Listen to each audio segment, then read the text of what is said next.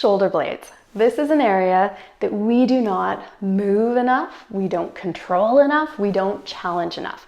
So here's a shoulder blade challenge.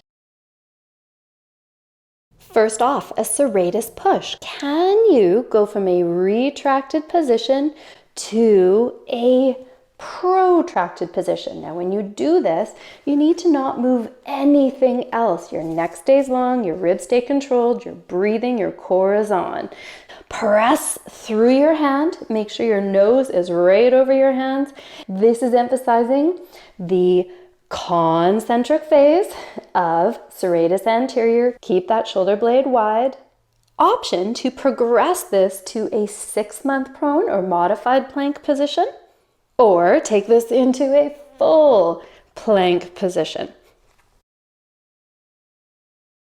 Next up, the opposite, starting in a protracted phase, and you are going to eccentrically, slowly lengthen, emphasizing the lowering down, and then come on back up. Keep pressure through the whole hand, keep the shoulder wide, the neck long. If this is easy, option to go to that 6-month modified plank or full plank. Make sure that elbow didn't bend, long back of the neck, shoulder is wide, ribs are controlled. Retraction liftoff. So you are at your end range of retraction. It's pulled back. I am using a fist because I want to take the wrist out of it, and you are going to irradiate. Nothing moves, and you are going to see, can you pull your fist off of the block without letting the elbow bend? Keep it straight without your spine rotating. I am just hovering off here. Hold for 10 seconds if you can. Straighten that elbow more. Good. Keep your chest pulled towards the floor. Lengthen your neck for me. Check your ribs. Nice. Even if you could just take a tiny bit of the weight off of the block, I would be happy. But that is a retraction lift off. Shoulder blade car. So engage your core, keep breathing. I want a long spine, nothing moves except for the shoulder blade. Can you bring your shoulder blades together, which means your torso drops to the floor? Did your neck shorten? Did your ribs move? Tuck them if you need to. Then can you put them in your back pockets? Press them forwards, up to your ears, and retract again. You can do this in reverse, but the idea is you want the biggest circle, moving actively and trying to minimize compensations. No movement at neighboring joints. To add a little intensity, put a band around your upper arms, then you have to pull it wide. Then set up for your shoulder blade car. DNS low oblique sit. Can you move the ball and socket joint without the shoulder blade moving? Press this elbow into the ground, get nice and wide. Lift that rib cage up, get a nice cylinder. You can put your hand right in the crease of your joint if you want. Stay wide as you rotate your torso towards the floor, and then press your arm into the ground. Use your shoulder blade, drive back up.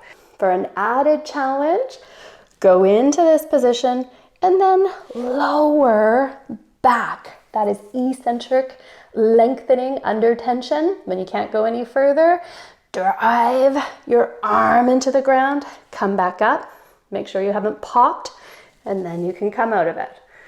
Teaching your brain those basic building blocks of dissociated movement.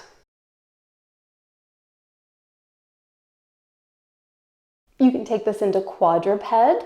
Press your hand into the ground, shoulders are wide, irradiate, nice strong core and breathing. Hand can go in the crease if you want, and you are going to rotate, pressing that whole hand into the ground, and use your shoulder blade and your hand to come back up. Isolated movement at the glenohumeral joint with nothing else moving. From this angle, you can see this is lengthening the outside of the shoulder. Infraspinatus, teres, its posterior capsule, areas that tend to get very tight and pop the shoulder forwards. And again, keep that elbow straight, press through your hand, and use the back of the shoulder to bring yourself back up. You can take this into a 6-month prone or a modified plank. Again, the hand can go in the crease if you want. And under load now, can you create that same dissociated movement? And of course, the option to take it into full plank, but make sure you can control the compensations. DNS, high oblique sit. Can you move your elbow without losing your shoulder blade control? So prepare this hand, press it into the ground, which should help you create this cylinder nice and strong through your core. Shoulder blades are wide, back of the neck is long. You're gonna prepare this hand. It's like you were reaching, it's kind of like a one-arm push-up. You're gonna lower yourself down, keep that shoulder blade wide, like you want something over there, and then press back up. Reset, refocus, realign, press, controlled, wide, and down you go. Once you have control and stability in an area, it tends to quiet down, and most of us could use a little less noise coming from this area. Hi there, I'm Michelle from Movement 101. Hopefully you enjoyed the video, and if you would like more content like this, go down to the first link in the description below. And of course, to get this information out there, it does help to click like, hit subscribe, and make a comment. And let's make sure your body is built to last. Thanks for watching.